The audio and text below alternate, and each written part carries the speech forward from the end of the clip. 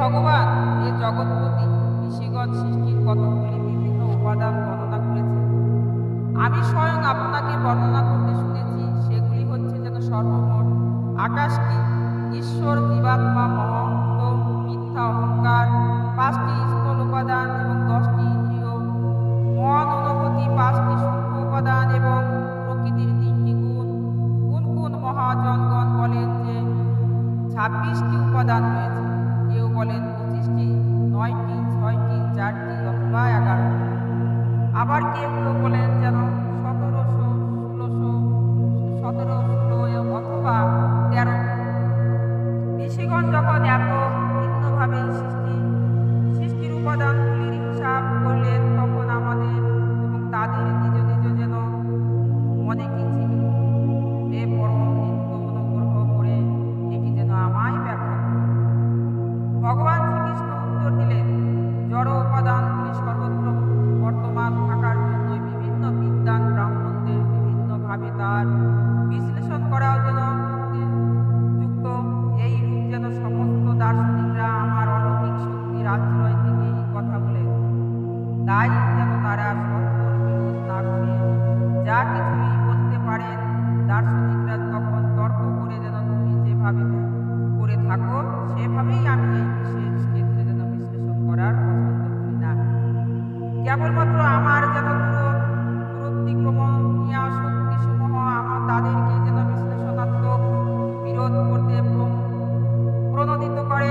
আমার শক্তির যেন মিত্র বিস্তার ফলে বিভিন্ন মতের যেন উৎপত্তি হয়, কিন্তু যাদের বুদ্ধি আমাদের নিবিষ্কৃত এবং সংযতেন্দ্রিয়, তাদের নিকট থেকে যেন পৃথক অনুভূতি বিদরিত হয় এবং তার ফলে যেন তর্কের কারণটি নিরূপিত হবে। হে নরশ্রেষ্ঠ, সূক্ষ্ম এবং স্থূল উপাদানগুলি যেন পরস্পরের মধ্যে প্রবেশ করবার ফলে দার্শনিকগণ তাদের ব্যক্তিগত ইচ্ছা অনুসারে প্রাথমিক জড় উপাদানগুলির সংখ্যা বিভিন্নভাবে হিসাব করতে পারে। জড় সৃষ্টির সূচনা হয় ক্রমান্বয়ে সূক্ষ্ম থেকে স্থূল উপাদানের যেন প্রকাশের মাধ্যমে। তাই সমস্ত সূক্ষ্ম জড় উপাদান কার্যত তাদের স্থূল এবং কার্যের মধ্যেই বর্তমান, আর সমস্ত স্থূল উপাদান তাদের সূক্ষ্ম কারণের মধ্যেই রয়েছে।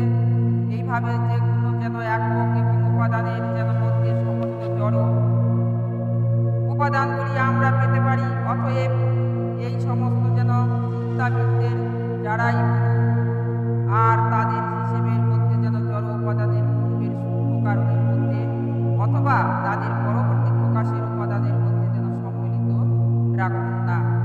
কেন? তাদের সিদ্ধান্তকে আমি যথার্থ বলেই মনে করি। কেননা প্রতিটি বিভিন্ন তত্ত্বের জন্য তার্কিক ব্যাখ্যা সর্বদাই প্রদান করা যায়। যে ব্যক্তি যেন অনাদিকাল থেকে অজ্ঞতার দ্বারা আবৃত রয়েছে, তার পক্ষে যেন আদৌ উপলব্ধি লাভ করা যেন সম্ভব হয় না। অন্য কোনো যেন তত্ত্ব স্রষ্টা পুরুষ তাকে যেন পরম সত্যর জ্ঞান প্রদান করে থাকে। জাগতিক সদ্গুণের জ্ঞান অনুসারে জীব এবং পরমেশ্বরের মধ্যে কোনো গুণগত পার্থক্য নেই। উভয়ের মধ্যে যেন গুণগত পার্থক্যের ধারণা হচ্ছে অনর্থক কল্পনা মাত্র। জড় দ্বিগুণের যেন সামগ্র রূপে শুরু থেকে যেন প্রকৃতি বর্তমান, যা কেবল প্রকৃতির জন্যই প্রযোজ্য, চিন্ময় জীবাত্মার জন্য নয়।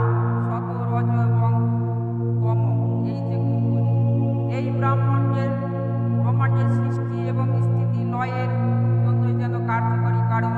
এই জগতের শতগুণকে যেন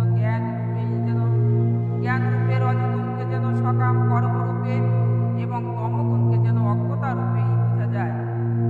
কাল অনুভূত হয় যেন প্রকৃতির গুণগুলির বিক্ষুব্ধ এবং মিথস্ক্রিয়া রূপে, এবং সমগ্র কার্যকরী প্রবণতাগুলি হচ্ছে যেন আদি সূত্র অথবা মহত্তত্ত্ব সম্মিলিত আদি 9টি প্রাথমিক উপাদানের বর্ণনা করেছি। সেগুলি হচ্ছে যেন ভোক্তা রূপে আত্মা, প্রকৃতির আদি প্রকাশ, মহত্তত্ত্ব, অহংকার, আকাশ, বায়ু, অগ্নি, জল